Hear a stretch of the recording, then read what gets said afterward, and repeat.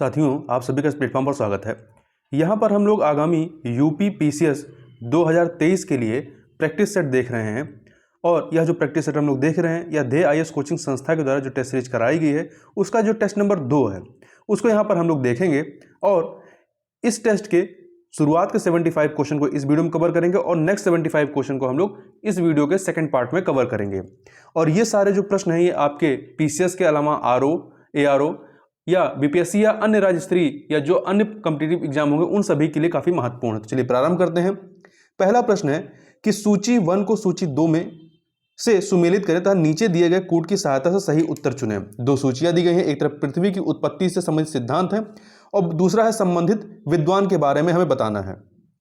देखिए, निहारिका परिकल्पना यह जो है यह सिद्धांत दिया गया था लॉप्लास के द्वारा, अर्थात 3 से मिला दीजिए।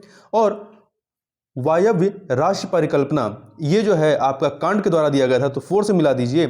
ग्रहणु परिकल्पना ये चैम्बरलिन तथा मोल्टन के द्वारा 1 से मिला दीजिए। ज्वारीय परिकल्पना ये जीन्स एवं जेफरीज के द्वारा तो 2 से मिला दीजिए। तो आपका हो जाएगा 3 4 1 2 3 4 1 2 अर्थात डी ऑप्शन आपका सही हो जाएगा। अगला प्रश्न है बिग बैंग सिद्धांत के संदर्भ में कौन सा कथन असत्य है। हमें असत्य कथन को देखना है। तो देखिए, पहला, यह ब्रह्मांड की उत्पत्ति से संबंधित सही है। यह परिघटना लगभग 13.7 अरब वर्ष पहले हुई थी, यह भी सही है। सी, इस सिद्धांत के अनुसार ब्रह्मांड को निर्मित करने वाले सभी पदार्थ एकाकी परमाणु के रूप में एक ही स्थान पर स्थित थे, यह कथन भी सही है। डी, आरंभ में इनका आयतन अत्यधिक था तथा तापमान एवं घनत्व जो है वो शून्य था, ये कथन जो है ये सही नहीं है। ठीक है, क्योंकि देखिए इस सिद्धांत के अनुसार ब्रह्मांड को निर्मित करने वाले सभी पदार्थ एकाकी रूप से संगठित थे जिसका आयतन जो है अति निम्न था। यहाँ पे अत्यधिक लिखा है तो अति निम्न एवं तापमान तथा घनत्व अनंत थे। यहाँ पर क्या दिया गया है ऑप्शन में कि आयतन अत्यधिक तथा तापमान एवं घनत्व शून्य था, जबकि आयतन अति निम्न था और आपका तापमान और घनत्व जो थे ये अनंत थे। इस प्रकार से डी ऑप्शन आपका गलत हो जाता है। आगे चलते हैं। भीतरी ग्रह पाए जाते हैं। भीतरी ग्रह जो है ये सूर्य और क्षुद्र ग्रहों की पट्टी के मध्य में पाए जाते हैं। तो देखिए भीतरी ग्रह में आते कौन कौन से हैं, तो बुध, शुक्र, पृथ्वी और मंगल। इसके अतिरिक्त जो अन्य ग्रह होते हैं वो वाह्य ग्रह कहलाते हैं। निम्नलिखित में से कौन भूगर्भ की जानकारी का प्रत्यक्ष साधन है। कौन सा प्रत्यक्ष साधन है, तो ज्वालामुखी जो है ये प्रत्यक्ष साधन है, जबकि उल्कापिंड, गुरुत्वाकर्षण बल, चुंबकत्व ये सब अप्रत्यक्ष साधन है। आगे चलते हैं, क्वेश्चन नंबर 5 को देखते हैं। निम्नलिखित में से कौन सा भूकंप का प्रभाव है। तो देखिए इसमें धरातलीय विसंगति, मृदा द्रोण, सुनामी ये सभी के सभी भूकंप के ही इफेक्ट हैं। इसके अतिरिक्त धरातलीय झुकाव हो गया, तटबंधों का टूटना, बांधों का टूटना, हिमस्खलन, भूस्खलन ये सभी के सभी जो हैं ये भूकंप के ही इफेक्ट हैं। तो डी ऑप्शन आपका सही होगा, उपरोक्त सभी। आगे चलते हैं। निम्नलिखित में से कौन सा या से कथन असत्य है। हमें असत्य कथन को ढूंढना है, कौन सा कथन असत्य है। तो देखिए, पहला, महाद्वीपों की तुलना में महासागरों के नीचे भूपर्पटी की मोटाई जो है वो कम है, यह कथन सही है। दूसरा, भूपर्पटी एवं मेंटल का ऊपरी भाग सम्मिलित रूप से स्थल मंडल कहलाता है, यह भी कथन सही है। तो कोई भी कथन यहां पर असत्य नहीं है, इसलिए डी ऑप्शन आपका सही हो जाएगा। आगे बढ़ते हैं। निम्नलिखित देशों में से कौन सा एक ब्रह्मपुत्र नदी के बहाव क्षेत्र के अंतर्गत नहीं आता है। तो देखिए, तिब्बत, बांग्लादेश, भारत यहां से होकर के ब्रह्मपुत्र नदी बहती है, परंतु भूटान से नहीं। तो भूटान इसके बहाव क्षेत्र के तहत नहीं आता है। तो तिब्बत से निकलने वाली यरलुंग जांगबो नदी, इसी को भारत में ब्रह्मपुत्र नदी के नाम से जानते हैं। आगे चलते हैं। आइसोनेफ रेखा क्या है। तो देखिए, आइसोनेफ रेखा जो है आपका ये मेघाच्छादन के समान क्षेत्रों को मिलाने वाली रेखा होती है। ठीक है, इसके अतिरिक्त देखिए, इसके अतिरिक्त देखा जाए बर्फ गिरने के जो पहला वाला है आपका, ये बर्फ गिरने के समान क्षेत्रों को दर्शाने वाली रेखा क्या कहलाती है, ये जो है आपका आइसोनिफ कहलाती है। आइसोनिफ कहलाती है। जबकि समुद्र तल की क्षैतिज रेखा जिससे ऊंचाई तथा गहराई की माप होती है इसे डेंटम रेखा कहते हैं। और किसी संदर्भ बिंदु से क्रमिक माप का प्रदर्शन करने वाली रेखा को क्या कहते हैं, आइसोनोमल कहते हैं। आइसोनोमल कहते हैं। आगे चलते हैं। निम्नलिखित कथनों में से कौन सा या से कथन सत्य हैं? दो कथन दिए गए हैं, हमें बताना है इसमें से कौन सा या से कथन सत्य हैं। तो देखिए, पहला, अध्यात्मात्मक शासन व्यवस्था में राष्ट्रपति देश व सरकार दोनों का प्रमुख होता है, सही कथन है। दूसरा, अर्ध अध्यात्मात्मक शासन व्यवस्था में राष्ट्रपति देश का जबकि प्रधानमंत्री सरकार का प्रमुख होता है। ये दोनों ही कथन पूरी तरीके से सही हैं, तो सी ऑप्शन आपका सही हो जाएगा। आगे देखिए, जो अध्यक्षात्मक होता है इसमें राष्ट्रपति का चुनाव प्रत्यक्ष मतदान से होता है तथा यह विधायिका के प्रति जवाबदेह नहीं होता जैसा कि अमेरिका में है। और जो अर्ध अध्यक्षात्मक होता है इसमें दोनों का चुनाव जो है प्रत्यक्ष मतदान से होता है, राष्ट्रपति और प्रधानमंत्री का। जबकि इसमें जो अर्ध अध्यक्षात्मक होता है इसमें प्रधानमंत्री उसका मंत्री परिषद जो है वो विधायिका के प्रति जवाबदेह होता है जैसा कि भारत में। आगे बढ़ते हैं, क्वेश्चन नंबर 10 देखते हैं। यहां पर कथन कारण का प्रश्न है। कथन है, अभिकथन है कि भारत में एकीकृत न्यायिक प्रणाली की व्यवस्था है, सही बात है। कारण भारत में अलग से प्रांतीय स्तर के न्यायालय नहीं है, ठीक है। सुप्रीम कोर्ट, उससे नीचे आपका हाई कोर्ट आता है, उसके नीचे अन्य कोर्ट आते हैं। तो यहाँ पर एकीकृत व्यवस्था है, अलग मतलब भारत में अलग से प्रांतीय स्तर के न्यायालय नहीं है। तो ये कथन जो है, कथन कारण दोनों सही है और व्याख्या भी हो रही है। ए ऑप्शन आपका यहाँ पर सही हो जाएगा। क्वेश्चन नंबर 11 देखते हैं। भारत के संविधान में न्यायपालिका की स्वतंत्रता बनाए रखने हेतु कौन सा उपाय है? कौन सा उपाय है? तो देखिए, न्यायाधीशों की नियुक्ति के मामलों में विधायिका को सम्मिलित नहीं करना। दूसरा, न्यायाधीशों का कार्यकाल निश्चित होना। सी, न्यायालय की अवमानना दंड की व्यवस्था। ये सभी के सभी जो हैं उपाय वो न्यायपालिका की स्वतंत्रता को बरकरार रखने के लिए किए गए हैं। तो उपरोक्त सभी, डी ऑप्शन आपका सही हो जाएगा। आगे बढ़ते हैं। सार्वभौमिक मताधिकार से क्या आशय है? इससे आशय के देश के समस्त वयस्क नागरिकों को, जैसे भारत में वयस्कता क्या है 18 वर्ष, तो देश के समस्त वयस्क नागरिकों को चुनाव में वोट देने का अधिकार है। तो बी ऑप्शन सही हो जाएगा। First past the post system में वह प्रत्याशी विजयी घोषित किया जाता है जिसे अन्य सभी प्रत्याशियों से अधिक मत प्राप्त हो, भले ही एक ही मत अधिक प्राप्त हुआ हो। यह होता है first past the post system, जैसा कि भारत में होता है। सी ऑप्शन आपका यहां पर सही हो जाएगा। क्वेश्चन नंबर 14 देखते हैं। तो यह है, निम्नलिखित में से कौन सी अर्थव्यवस्था एडम स्मिथ के हस्तक्षेप के सिद्धांतों पर कार्य करती है? कौन सी कार्य करती है? उदारवादी अर्थव्यवस्था, ठीक है। उदारवादी अर्थव्यवस्था एडम स्मिथ के हस्तक्षेप के सिद्धांतों पर कार्य करती है। इसमें क्या होता है? ऐसी अर्थव्यवस्था जहां आर्थिक गतिविधियों पर राज्य का न्यूनतम नियंत्रण होता है तथा निजी क्षेत्र अधिक प्रभावकारी व स्वतंत्र होता है, जैसा कि जो पूंजीवादी अर्थव्यवस्था थी वहां पर उदारवादी अर्थव्यवस्था कहलाती है। इसे पूंजीवादी अर्थव्यवस्था भी कहते हैं। यह अर्थव्यवस्था एडम स्मिथ के हस्तक्षेप के सिद्धांतों पर कार्य करती है, जैसे कि आपका अमेरिका में देख सकते हैं। आगे बढ़ते हैं। पूंजीवादी अर्थव्यवस्था के संदर्भ में निम्नलिखित कथनों में से कौन सा या से कथन सत्य हैं? तो दो कथन दिए गए हैं, हमें देखना है कौन सा सत्य है। पहला, इसमें उत्पादित वस्तुओं का विभिन्न व्यक्तियों के बीच वितरण उनकी आवश्यकता के अनुसार होता है। तो यह सही नहीं है, ठीक है, यह कथन सही नहीं है। दूसरा, इसमें उन्हीं उपभोक्ता वस्तुओं का उत्पादन होता है जिसकी बाजार में मांग है। तो पहला कथन गलत है, दूसरा सही है, इसलिए बी ऑप्शन आपका सही हो जाएगा। देखिए, पूंजीवादी अर्थव्यवस्था जो है बाजार की शक्तियों पर निर्भर करती है। इसमें उन्हीं उपभोक्ता वस्तुओं का उत्पादन होता है जिसकी बाजार में मांग होती है। इस प्रकार की अर्थव्यवस्था में उत्पादित वस्तुओं का वितरण विभिन्न व्यक्तियों के बीच उनकी आवश्यकता के अनुसार नहीं होता है। अधिकांश वितरण इस आधार पर होता है कि व्यक्तियों की क्रय क्षमता कितनी है, मतलब उनकी आवश्यकता के अनुसार नहीं बल्कि उनकी क्रय क्षमता के अनुसार होती है और वह किन वस्तुओं को खरीदने के इच्छुक है। आगे बढ़ते हैं। अगला है कथन कारण का प्रश्न है। इसमें अभिकथन है, स्वतंत्रता पश्चात कृषि में समानता लाने के लिए भूमि सुधारों की आवश्यकता हुई, सही कथन है। इसका मुख्य उद्देश्य जोतों के स्वामित्व में परिवर्तन करना था, यह भी कथन सही है, परंतु यह व्याख्या नहीं कर रहा है, तो इसलिए बी ऑप्शन आपका सही हो जाएगा। आगे बढ़ते हैं। अर्थव्यवस्था में संरचनात्मक सुधार स्ट्रक्चरल रिफॉर्म के संदर्भ में निम्नलिखित कथनों में से कौन सा या से कथन सत्य हैं? दो कथन दिए गए हैं, हमें बताना है कौन सा या से कथन सत्य है। पहला है, संरचनात्मक सुधार एक दीर्घकालिक उपाय के रूप में होते हैं, सही बात है। इनका उद्देश्य अर्थव्यवस्था की कुशलता को सुधार कर देश की अंतर्राष्ट्रीय स्पर्धा क्षमता को बढ़ाना है। दोनों कथन यहां पर पूरी तरीके से सही है, इसलिए सी ऑप्शन आपका सही हो जाएगा। देखिए, भारत में यदि बात करें तो सरकार ने 1991 में उदारीकरण, निजीकरण और वैश्वीकरण की नीति अपनाई थी, शॉर्ट में हम लोग एलपीजी नीति पॉलिसी कहते हैं। आगे चलते हैं क्वेश्चन नंबर 18 पे। सांकेतिक सिक्का, सांकेतिक सिक्का से तात्पर्य क्या है? तो देखिए, सांकेतिक सिक्का से तात्पर्य वह सिक्का जिसका अंकित मूल्य जो है वो धात्विक मूल्य से अधिक होता है, तो उसे क्या कहते हैं? सांकेतिक सिक्का कहते हैं। क्योंकि यदि धात्विक मूल्य अधिक हो जाएगा अंकित मूल्य से तो क्या होगा? लोग उसे स्टोर करने लगेंगे और उस धातु गलाकर बेचने लगेंगे।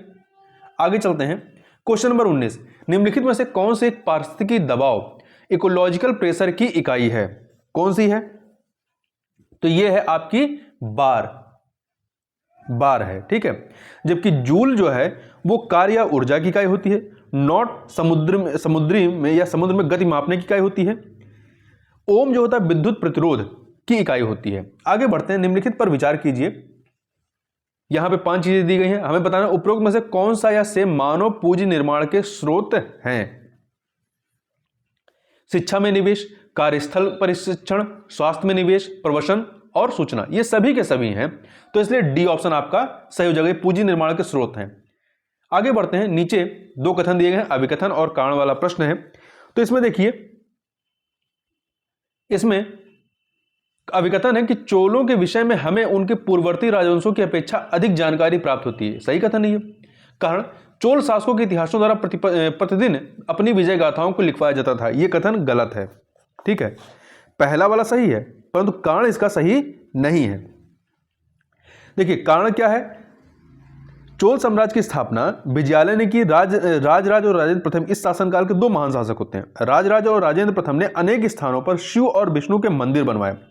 चोल शासकों ने इन मंदिर की दीवारों पर लंबे लंबे अभिलेख उत्कीर्ण कराने का चलन आरंभ किया, जिसमें उनकी जीतों के ऐतिहासिक विवरण दिए जाते थे। इसलिए हमें चोलों के विषय में उनके पूर्ववर्ती राजवंशों से की अपेक्षा काफी अधिक जानकारी मिलती है, न कि वो प्रतिदिन अपनी विजय गाथाओं को लिखवाया करते थे। तो यहां पर सी ऑप्शन आपका सही हो जाएगा। आगे बढ़ते हैं क्वेश्चन नंबर 22 पे। क्वेश्चन नंबर 22 देखते हैं, निम्नलिखित में से किस यात्री ने भारतीय राजा को बौरा कहा था? किसने कहा था? तो ये बगदाद निवासी अल मसूदी ने, तो बी ऑप्शन अल मसूदी ने कहा था, ने 915 से 16 ईस्वी में गुजरात की यात्रा की थी और उसने गुज्जर प्रतिहार राज्य को अल जुजूर तथा राजा को बौरा कहा था। आगे बढ़ते हैं, निम्नलिखित कथनों में से कौन सा या से सत्य है? 2 कथन दिए गए हैं। तो देखिए, पहला है प्रतिहार राजा भोज ने आदि वराह की उपाधि धारण की थी। यह कथन सही है क्योंकि वो विष्णु भक्त थे और आदि वराह जो है विष्णु संबंधित है। दूसरा, राष्ट्रकूट राजा अमोघ वर्ष ने एलोरा का प्रसिद्ध शिव मंदिर बनवाया था। नहीं, एलोरा का शिव मंदिर जो है राष्ट्रकूट शासक कृष्ण प्रथम ने बनवाया था। तो पहला कथन सही है, दूसरा गलत है। तो ए ऑप्शन आपका सही हो जाएगा। क्या हो जाएगा? ए ऑप्शन आपका सही हो जाएगा। आगे बढ़ते हैं, डॉक्टर भीमराव अंबेडकर द्वारा वर्ष 1927 में बहिष्कृत समाज नामक पत्रिका का प्रकाशन शुरू किया गया था। यह पत्रिका किस भाषा में छपती थी? यह पत्रिका जो है मराठी भाषा में, किसमें? मराठी भाषा में छपती थी। देखिए 1924 में डॉक्टर अंबेडकर द्वारा बंबई में बहिष्कृत हितकारिणी सभा की स्थापना की गई और 1927 में वहीं से मराठी भाषा में बहिष्कृत समाज नामक पत्रिका का प्रकाशन मराठी भाषा में किया गया। आगे देखते हैं, निम्नलिखित में से कौन सा एक युग्म सही सुमेलित है? सही सुमेलित है बताना मध्यकालीन कवि और उनकी रचनाओं में। तो देखिए, इसमें मुल्ला दाऊद चंदायन सही है, अमीर खुसरो की रचना आशिका, सोमनाथ की राग विबोध, ये सभी के सभी सही है, इसलिए डी ऑप्शन हो जाएगा। अगला है, दिल्ली सल्तनत के संदर्भ में जवाबित का सही आश था। तो सही आश क्या था? शरीयत के अलावा राजकाज चलाने हेतु सुल्तान द्वारा बनाए गए नियम ये जवाबित कहलाते थे। ठीक है, तो सी ऑप्शन। आगे चलते हैं, क्वेश्चन नंबर 27 देखते हैं। प्रथम आंग्ल मराठा युद्ध का अंत होता है, किसके द्वारा होता है? तो ये शालवाई की संधि के द्वारा, सालवाई की संधि जो कि 1782 में होता है, इसके द्वारा। प्रथम आंग्ल मराठा युद्ध जो है ये वर्ष 1775 से लेकर 1782, 1775 से लेकर 1782 तक होती है और इस युद्ध में किसी पक्ष की जीत नहीं होती और यह इस युद्ध का अंत सालवाई की संधि के माध्यम से होता है। आगे बढ़ते हैं, निम्नलिखित युग्मों में से कौन सा एक सही सुमेलित नहीं है संस्था और संबंधित व्यक्ति में? तो आप इसमें देखें, इंडियन एसोसिएशन से संबंधित व्यक्ति सुरेंद्र बनर्जी थे। इंडियन एसोसिएशन, इसकी स्थापना 1876 में होती है। पूना सार्वजनिक सभा, जस्टिस रनाडे, 1870 में होती है, 70। अगला है East India Association, G Subramaniam Iyer. East India Association की स्थापना दादा भाई नौरोजी द्वारा सन 1866 में लंदन में की गई थी। तो सी वाला आपका सुमिलित नहीं है। बॉम्बे प्रेसिडेंसी एसोसिएशन, फिरोज शाह मेहता, केटी तैलंग, बदरुद्दीन तैयब जी, इन्होंने मिलकर के 1885 में की थी। आगे बढ़ते हैं। मराठा शासकों में निम्नलिखित में से किसे गौ ब्राह्मण प्रतिपालक की संज्ञा प्रदान की गई है? तो देखिए, छत्रपति शिवाजी को यह संज्ञा प्रदान की गई थी। तो सी ऑप्शन। निम्नलिखित में से कौन सा या से प्रवास के प्रतिकर्ष कारकों में, प्रवास के जो माइग्रेशन होता है उसके प्रतिकर्ष कारकों में सम्मिलित हैं? तो देखिए, इसमें आपका प्रतिकूल जलवायु, प्राकृतिक विपदाएं, बेरोजगारी, ये सभी के सभी प्रतिकर्ष, मतलब यहां से जाने के लिए ये कारक होते हैं। शांति व स्थायित्व अगर रहेगा तो कोई माइग्रेट नहीं करेगा। आगे बढ़ते हैं। क्वेश्चन नंबर 31, निम्न युग्मों में कौन सा एक सही सुमेलित नहीं है? शहर और झील में देखिए, टोरंटो ओंटारियो झील के निकट है, शिकागो मिशिगन के किनारे है, डुलुथ सुपीरियर झील के किनारे है, और डेट्रॉयट इरी झील के किनारे है। ह्यूरोन झील के किनारे नहीं है, इरी झील के किनारे है। तो डी ऑप्शन। आगे चलते हैं। क्वेश्चन नंबर 32, ओपिशोमीटर का प्रयोग किया जाता है, किसके लिए किया जाता है? तो इसका प्रयोग जो है मानचित्र की टेढ़ी मेढ़ी लाइनों की दूरी ज्ञात करने में किया जाता था, दूरी मापन में। तो सी ऑप्शन। आगे बढ़ते हैं। निम्नलिखित में से कौन सा एक स्टेशन पार साइबेरियन रेल मार्ग पर अवस्थित है? कौन सा एक स्टेशन पार साइबेरियन जो रेल मार्ग है, ट्रांस साइबेरियन कह लीजिए, इस पर अवस्थित है? तो देखिए, इस पर चिता, कजान, मास्को, ये सभी के सभी इस पर स्थित हैं। ट्रांस साइबेरियन रेल मार्ग एशिया का सबसे महत्वपूर्ण एवं विश्व का सर्वाधिक लंबा रेल मार्ग है। यह यदि पश्चिम में दिशा में जाएंगे तो सेंट पीटर्सबर्ग से लेकर के पूर्व में प्रशांत महासागर तट पर स्थित व्लादिवोस्टोक तक फैला है, और इस लाइन पर जो है मास्को, कजान, ट्यूमिन, चिता एवं खबरोस्क इत्यादि पढ़ते हैं। आगे चलते हैं। कथन कारण वाला प्रश्न है। तो देखिए, अभिकथन है कि परिवहन की मांग जनसंख्या के आकार से प्रभावित होती है। बिल्कुल सही बात है। कारण, जनसंख्या का आकार जितना बड़ा होगा परिवहन की मांग उतनी ही अधिक होगी। तो कारण कथन दोनों सही है और व्याख्या भी हो रहा है। ए ऑप्शन आपका सही हो जाएगा। निम्नलिखित में से किस एक व्यापारिक जलमार्ग को बृहद ट्रंक मार्ग भी कहा जाता है? बृहद ट्रंक मार्ग भी कहा जाता है। तो उत्तरी अटलांटिक समुद्री मार्ग को कहा जाता है। यह विश्व का सबसे व्यस्तम व्यापारिक मार्ग है।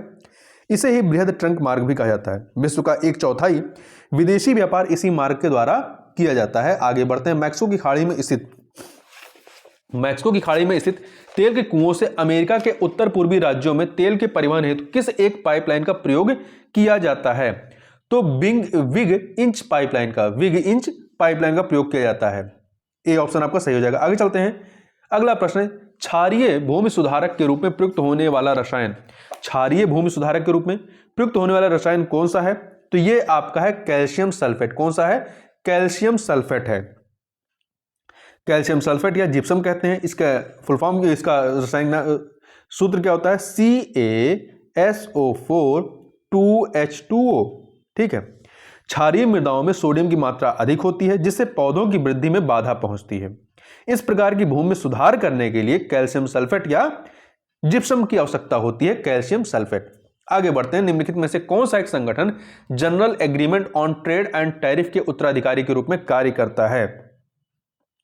ये शॉर्ट में आप गेट कहते हैं। तो इसके स्थान पर क्या लाया गया था? इसके स्थान पर विश्व व्यापार संगठन की स्थापना की जाती है 1995 में। ठीक है, वर्ल्ड ट्रेड ऑर्गेनाइजेशन की स्थापना। आगे बढ़ते हैं। नीचे दो कथन है, अभिकथन और कारण वाला प्रश्न है। तो देखते हैं। अभिकथन है कि भारत में ब्रिटिश साम्राज्य का संस्थापक रॉबर्ट क्लाइव को माना जाता है। सही बात है। कारण प्लासी के युद्ध में विजय द्वारा उसने ब्रिटिश साम्राज्य की नींव रखी थी। ये पूरी तरीके से सही है। प्लासी का युद्ध आपका 23 जून 1757 को होता है और कथन कारण दोनों ही सही है और व्याख्या भी कर रहा है, तो ए ऑप्शन आपका सही हो जाएगा। आगे बढ़ते हैं, चतुर्थ आंग्ल मैसूर युद्ध है। चतुर्थ आंग्ल मैसूर युद्ध के संदर्भ में निम्न से कौन सा एक कथन जो है वो असत्य है, तो असत्य कथन हमें चुनना है। इस युद्ध में टीपू सुल्तान मारा गया, चौथे में, सही बात है। बी, यह युद्ध 1799 ईस्वी में अंग्रेजों द्वारा टीपू सुल्तान के मध्य होता है, यह भी सही है। इस युद्ध में विजय के बाद अंग्रेजों ने मैसूर को अपने साम्राज्य में मिला लिया, यह भी सही है। इस युद्ध के समय गवर्नर जनरल लॉर्ड बेल्जली था। एक सेकेंड, ये सी वाला जो है ऑप्शन, इस युद्ध में विजय के बाद अंग्रेजों ने मैसूर को अपने साम्राज्य में मिला लिया, मिला नहीं लिया था, ये गलत है।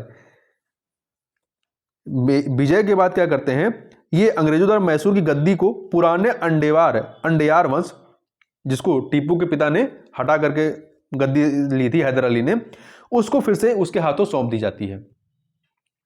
और इस युद्ध के समय गवर्नर जनरल कौन था, लॉर्ड बेल्जली, तो डी सही है, सी ऑप्शन आपका सही नहीं है। आगे बढ़ते हैं क्वेश्चन नंबर 41 पर। 41 देखते हैं, निम्नलिखित युग्मों में से कौन सा एक सही सुमेलित नहीं है। कौन सा सही सुमेलित नहीं है, देखिए, सिंध का विलय 1843 में होता है। ये सारे के सारे जो है लॉर्ड डलहौजी की हड़प नीति के तहत किए गए हैं। तो देखिए, सिंध का विलय होता है 1843 में, पंजाब का विलय 1849 में, नागपुर का 1853 में, अवध का विलय जो है 1848 में, 1856 में होता है, 1856 में। तो डी वाला सही नहीं है। कुशासन के आधार पर इसका विलय किया जाता है लॉर्ड डलहौजी के द्वारा।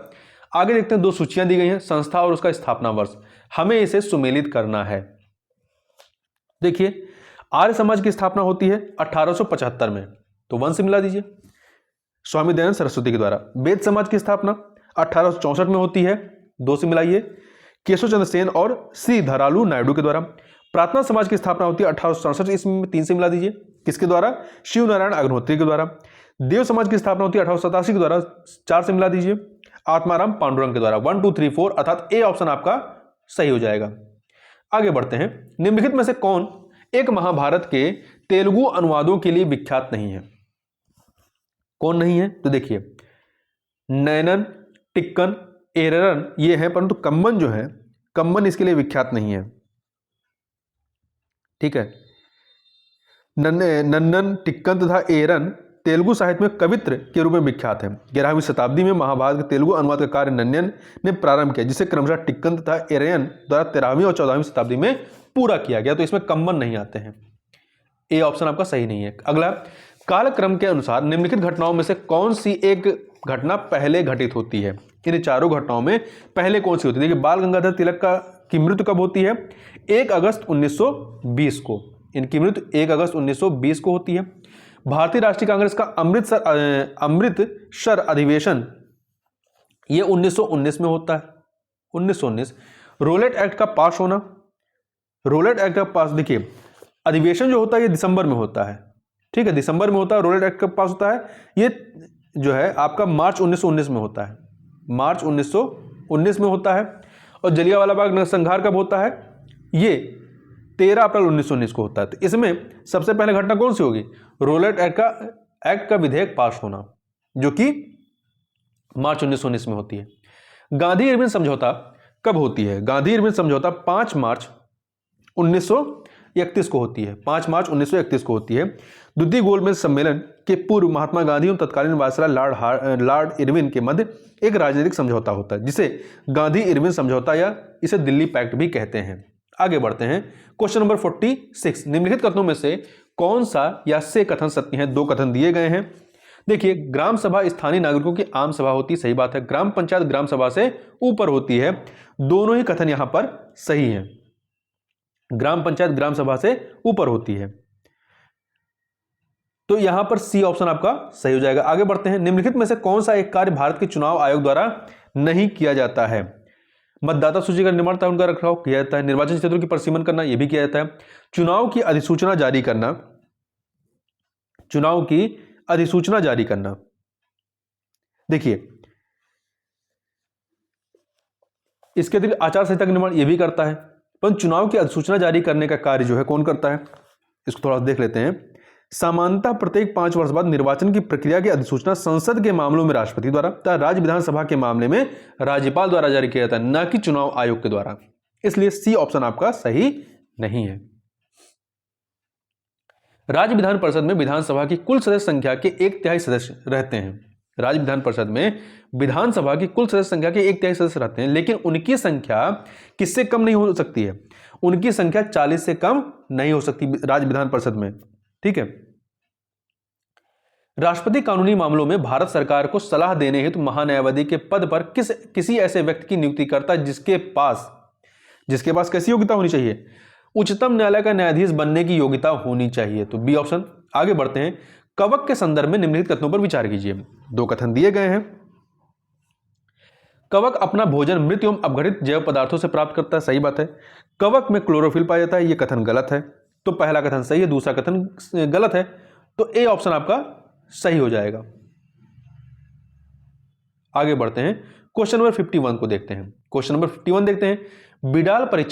बिडाल परीक्षण किसके लिए किया जाता है? तो बिडाल परीक्षण जो है टाइफाइड की जांच के लिए किया जाता है।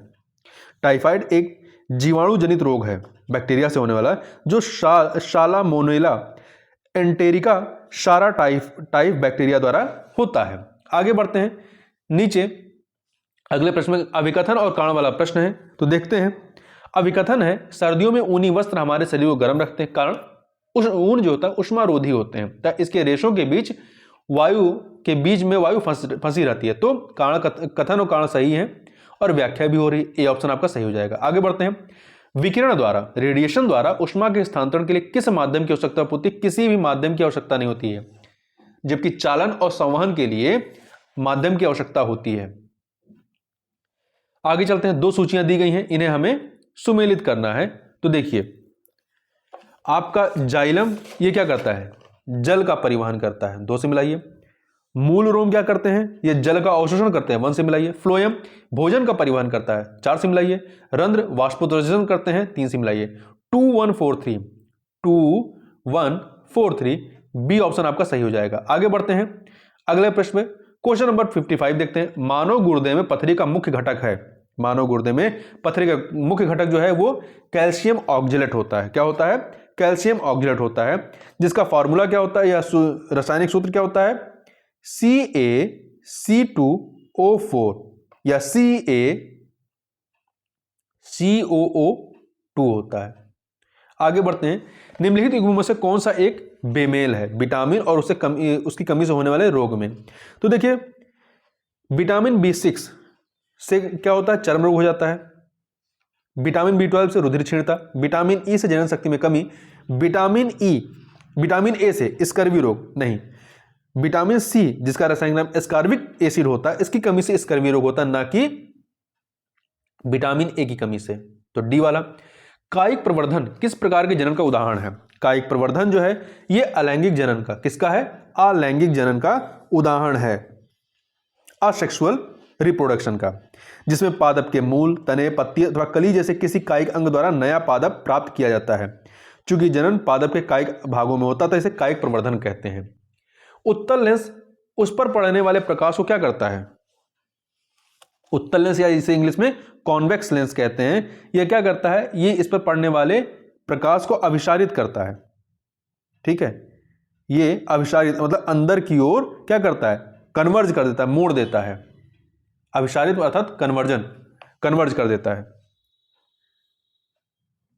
और इसीलिए जो उत्तल लेंस या कॉन्वेक्स लेंस होता है इसे अभिसारी लेंस भी कहते हैं। आगे बढ़ते हैं। निम्नलिखित में से कौन सा कारक भौम जल स्तर में कमी के लिए उत्तरदायी नहीं है? तो देखिए, औद्योगिकरण में वृद्धि है, जल संसाधनों का कुप्रबंधन ये भी है, बढ़ती जनसंख्या ये भी है, परंतु अत्यधिक वर्षा ये भौम जल स्तर का बढ़ेगा, उससे कमी नहीं होगी। तो डी वाला सही नहीं है। भारतीय राष्ट्रीय महामार्ग प्राधिकरण NHAI के संबंध में निम्न कथनों में से कौन सा या से कथन सत्य है? तो देखिए, इसका भूतल परिवहन मंत्रालय के अधीन एक स्वायत्त शासी निकाय है, सही बात है, पहला कथन सही है आपका। इसका प्रचालन वर्ष 1999 में हुआ था, यह गलत है। इसका प्रचालन 1995 में। तो पहला कथन गलत, पहला सही दूसरा गलत है, तो ए ऑप्शन आपका सही हो जाएगा। क्वेश्चन नंबर 61 देखते हैं। नाइट्रोजन स्थिरीकरण में सहायक जीवाणु तथा उनके फसलों के युग्मों में से कौन सा या से सही सुमेलित हैं? फसल और जीवाणु देखते हैं। सोयाबीन में राइजोबियम जैपोनिकम, सही है। जलीय फर्न एनाबिना एजोली। लूशन राइजोबियम मेलीलोती, तो तीनों सही हैं, इसलिए यहां पर ए ऑप्शन आपका सही हो जाएगा। 1 2 3। आगे बढ़ते हैं। आर्थिक विकास की किस अवस्था को स्वप्रेरित विकास की अवस्था भी कहते हैं? तो जो परिपक्वता की अवस्था होती है, परिपक्वता की अवस्था, इसे स्वप्रेरित अवस्था भी विकास की अवस्था कहते हैं। इस अवस्था में साधनों का उपयोग इस सीमा तक होने लगता है कि देश में सभी आवश्यक वस्तुएं पर्याप्त मात्रा में बनने लगती हैं। आगे देखते हैं, कथन कारण वाला प्रश्न है। तो अभिकथन दिया गया है, इसमें अभिकथन है कि गंगा, ब्रह्मपुत्र एवं सिंधु नदियों के जल ग्रहण क्षेत्र बहुत बड़े हैं, सही बात है। इन नदियों के जल ग्रहण क्षेत्र में वर्षा अपेक्षाकृत अधिक होती है, ये भी सही है। तो कथन कारण सही है और व्याख्या भी सही है, तो ए ऑप्शन आपका सही हो जाएगा। आगे बढ़ते हैं। निम्नलिखित में से कौन सा एक गुजरात में स्थित प्रमुख तेल क्षेत्र नहीं है? कौन सा प्रमुख तेल क्षेत्र नहीं है? तो मेहसाणा, नवागाम, लुनेज ये है, ठीक है। परंतु आपका मोरान जो है, मोरान असम का है। मोरान हो गया, नाहरकटिया, डिगबोई इत्यादि असम में से तेल उत्पादक क्षेत्र हैं, जबकि गुजरात में कालोल, मेहसाणा, नवागाम, कोशांबा, लुनेज इत्यादि हैं। आगे बढ़ते हैं, क्वेश्चन नंबर 65 को देखते हैं। पश्चिम बंगाल एवं बिहार के कुछ भागों में भौम जल स्तर के नीचे होने से निम्नलिखित में किस एक के संकेंद्रण में वृद्धि हुई है? आर्सेनिक के। किसके? आर्सेनिक के। जबकि राजस्थान, महाराष्ट्र इत्यादि राज्यों में भौम जल स्तर नीचे होने के कारण फ्लोराइड का संकेंद्रण हुआ है। तो राजस्थान, महाराष्ट्र में फ्लोराइड है, पश्चिम बंगाल, बिहार में आर्सेनिक है, याद रखिएगा। बेम्बनाद कयाल, जिसे अरब सागर की रानी भी कहा जाता है, के मुहाने पर निम्नलिखित में से कौन सा एक पत्तन अवस्थित है? तो इसके मुहाने पर कोच्चि पत्तन अवस्थित है, केरल का कोच्चि। यह एक प्राकृतिक पत्तन है। यह पत्तन केरल, दक्षिणी कर्नाटक तथा दक्षिणी पश्चिम तमिलनाडु की आवश्यकताओं को पूरा करता है। जीडीपी डिफ्लेटर संबंधित है, किससे संबंधित है? तो यह जो है वस्तु एवं सेवा के मूल्य व्यवहार से, ठीक है। जीडीपी डिफ्लेटर महंगाई मापने का एक साधन है। यह वस्तु एवं सेवा के मूल्य व्यवहार से संबंधित होता है। निम्नलिखित युग्मों में से कौन सा एक सही सुमेलित नहीं है? मलेरिया प्रोटोजोआ जनित होता है। एथलीट फुट जो है ये कृमि जनित नहीं होता है, बल्कि ये कवक जनित होता है, फंगल डिजीज होता है, ठीक है। निमोनिया जीवाणु जनित होता है, रेबीज विषाणु जनित। तो बी ऑप्शन आपका सही नहीं है। काई एवं लाइकेन निम्नलिखित में से किस प्रकार के क्षेत्र में पाए जाते हैं? तो ये टुंड्रा जलवायु क्षेत्रों में, किसमें? टुंड्रा जलवायु क्षेत्रों में पाए जाते हैं। ध्रुवीय प्रदेशों में बहुत ही सीमित प्रकार की प्राकृतिक वनस्पति मिलती है, वहां पर केवल काई, लाइकेन एवं छोटी झाड़ियां पाई जाती हैं। जो टुंड्रा क्षेत्र, ये ध्रुवीय क्षेत्र होता है। निम्नलिखित में से कौन सा एक औद्योगिक तंत्र का सही क्रम है? तो देखिए, निवेश, प्रक्रम, निर्गत। निवेश होगा, प्रोसेस होगा, ठीक है, इनपुट होगा, प्रोसेस होगा और फिर आउटपुट होगा। क्वेश्चन नंबर 71 को देखते हैं। निम्नलिखित में से किस प्रकार की कृषि को कर्तन एवं दहन कृषि के रूप में भी जाना जाता है? जो स्थानांतरित कृषि होती है इसे, ठीक है। ये अमेजन के सघन वन क्षेत्रों, उष्णकटिबंधीय अफ्रीका, दक्षिण पूर्वी एशिया तथा उत्तर पूर्वी भारत के भागों में प्रचलित है। आगे बढ़ते हैं। निम्नलिखित युग्मों में से कौन सा सही सुमेलित है, बताना है। तो देखिए, पीसी कल्चर मत्स्य पालन, सेरीकल्चर रेशम उत्पादन, बीटी कल्चर अंगूर खेती, सभी सही सुमेलित हैं। 1 2 3 सी ऑप्शन। निम्नलिखित में से किस एक का संबंध सूखने की शक्ति के नष्ट होने से है? सूंघने की शक्ति के नष्ट होने से। एनोस्मिया में क्या होता है? सूंघने की शक्ति नष्ट हो जाती है। जैसे कि कोविड टाइम में बहुत लोगों की कोविड होने के बाद सूंघने की शक्ति नष्ट हो गई थी। इसके अतिरिक्त इम्फाइशिमा ये क्या है? एक प्रकार का क्रॉनिक प्रतिरोधी फुसफुसीय रोग है। स्लीप एपनिया निद्रा संबंधी विकार है। ल्यूकेमिया एक प्रकार का रक्त कैंसर है। आगे बढ़ते हैं। निम्नलिखित युग्मों में से कौन सा एक सही सुमेलित नहीं है? योजनाएं और प्रारंभ वर्ष को देखते हैं। तो देखिए, राष्ट्रीय खाद्य मिशन 2007 में, राष्ट्रीय बागवानी मिशन 2005 में, राष्ट्रीय जैविक कृषि मिशन जो है ये 2004 में चालू होता, ना कि 2008 में। ये 2004 का है। तो सी ऑप्शन, राष्ट्रीय कृषि विकास योजना 2007 का है। आगे बढ़ते हैं। 75 नंबर क्वेश्चन। औसत आय के संबंध में, एवरेज इनकम के संबंध में निम्नलिखित कथनों में से कौन सा या से कथन सत्य है? पहला, यह देश की कुल आय को कुल जनसंख्या से भाग देकर निकली जाती है, सही बात है। औसत आय को प्रति व्यक्ति आय भी कहा जाता है, सही है। दोनों कथन यहां पर सही है, तो सी ऑप्शन आपका सही हो जाएगा। इस प्रकार से इस वीडियो में बस 75 क्वेश्चन। इसके आगे के क्वेश्चन को हम लोग नेक्स्ट वीडियो में कवर करेंगे। तो इस वीडियो में बस इतना ही, मिलते हैं नेक्स्ट वीडियो में, तब तक के लिए बहुत बहुत धन्यवाद।